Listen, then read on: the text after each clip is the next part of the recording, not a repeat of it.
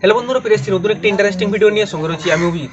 তো বন্ধুরা, আজকে আমরা তৈরি করবো একটা ফ্লোটিং টেবিল, মানে যেটাকে বলা হয় ভাসমান টেবিল।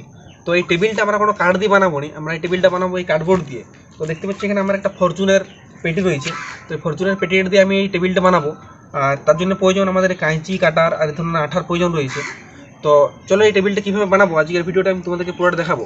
তো বন্ধুরা, পুরো ভিডিওটা তোমরা দেখতে থাকো। তো বন্ধুরা, প্রথমে আমি এই যে কার্ডবোর্ডটা রয়েছে, এই কার্ডবোর্ডটাকে আমি সাইজ অনুপাতে কেটে নিয়েছি, ঠিক আছে। তো এটা দেখতে পাচ্ছ, এটা বর্গক্ষেত্র সাইজে হয়েছে। তো এই সাইডে রয়েছে 15 সেমি আর এই সাইডে রয়েছে 15 সেমি।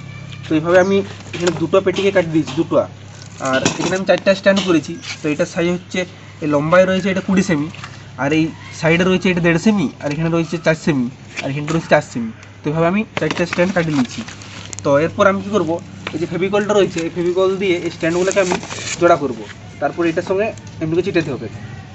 তো বন্ধুরা, এই যে স্ট্যান্ডটা রয়েছে, এই স্ট্যান্ডটা যদি আমরা এইভাবে বস করি, তো দেখতে পাচ্ছি এটা সোজা বসে যাচ্ছে। তো আমাদেরকে এটা সোজা না করে একটু হেলাতে হবে। তার জন্য আমি কী করবো, এটা যেটা রয়েছে এর মিডিলে আমি এটা এরভাবে কাটি দেবো। তো এইভাবে 4টা স্ট্যান্ড করে কাটিয়ে নিতে হবে। তো এটা কাটিয়ে দেওয়ার পরে তো তোমরা দেখতে পাচ্ছ এটা একটু এরকম হেলটা রয়েছে। তো এরপরে 4টা কাটার পর আমি এলাকে দুটো দুটো করে একসঙ্গে এরকম করে আঠা দিয়ে চিটাবো। তো এটাকে আমরা চিটাইলি।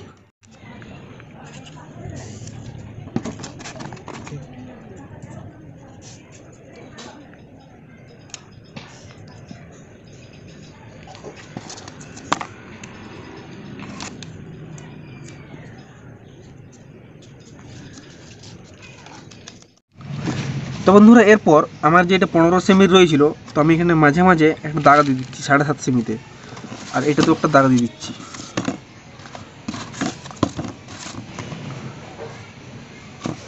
তো এই 7.5 সেমির দাগাটা দেওয়ার পর এই যে স্ট্যান্ডগুলো রয়েছে, এই স্ট্যান্ডটাকে আমি এই মাঝে মাঝে এরকম করে আমাকে চিটাই দিতে হবে। তো দুটো রয়েছে, এই দুটোতেই দুটো স্ট্যান্ড এখানে আমি চিটাই দেবো। তো আগে স্ট্যান্ডটা চিটাইলি।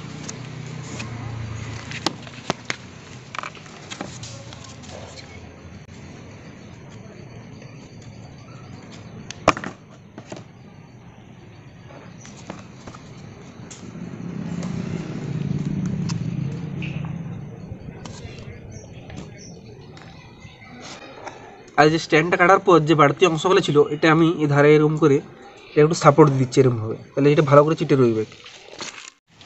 তো বন্ধুরা, এরপরে আমাদের পেটিটা এরকমভাবে চিটানো হয়ে গেছে। তো এরপর দেখতে পাচ্ছি আমি সুতা নিয়ে এই 4টা কোণ যে রয়েছে, 4টা কোণ আমাকে এইভাবে সুতাটাকে বাঁধতে হবে। তো এই কোণগুলোর সঙ্গে এই যে 4টা কোণ রয়েছে, এই 4টা কোণকে ভালোভাবে বাঁধতে হবে। তো আমি আগে সুতোটা কাটিয়ে এই 4টা কোণকে আগে বাঁধে দিচ্ছি, তারপর তোমার সঙ্গে দেখা হচ্ছে। তো বন্ধুরা, ফাইনালি অনেক কষ্টের পর দেখতে পাচ্ছ চারদিকে দড়ি ফুড়ি বানিয়ে পরে আমরা এই টেবিলটাকে তৈরি করলাম। তো ভালো করে দেখো, এটা কিন্তু ভাসছে। তো এটা কেন ভাসমান টেবিল বলা হয়, দেখো যে উপরে যে আমাদের প্লেটটা রয়েছে মানে কার্ডবোর্ডটা, আর নিচে একটা কার্ডবোর্ড রয়েছে, আর এগুলো দেখো খুরার বদল আমরা সুতা দিয়ে দিয়েছি। তো সুতা দিয়ে দেখতে পাচ্ছ লদপদ করছে, কিন্তু তাও দেখো টেবিলটা কিন্তু ভাসছে, তার জন্য এটা ভাসমান টেবিল বলা হয়।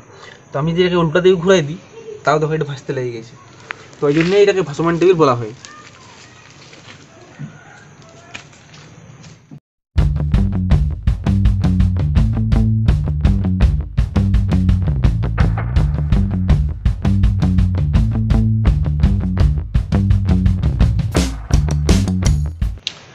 তো বন্ধুরা, যেহেতু এটা কার্ডবোর্ড দিয়ে করা হয়েছে, তার জন্য দেখতে এটা এরকম লাগছে, কিন্তু যদি এটা কাঠ দিয়ে বানানো হতো, একটু বড়ো করে বানানো হতো, তো জিনিসটা আরও ভালো হতো, ঠিক আছে। তো যাই হোক, যেমন হয়েছে সেটাই দেখলে তোমরা। তো আজকের এই ভিডিওটা আর বেশি বড় না করে ভিডিওটা এখানেই শেষ করছি। তো ভিডিওটা ভালো লাগলে একটা লাইক করবে, কমেন্ট করবে, শেয়ার করবে, আর যারা যারা চ্যানেলটিতে নতুন হয়েছো চ্যানেলটিকে একটা সাবস্ক্রাইব করবে। তো দেখাচ্ছি পরের ভিডিওতে। Bye bye.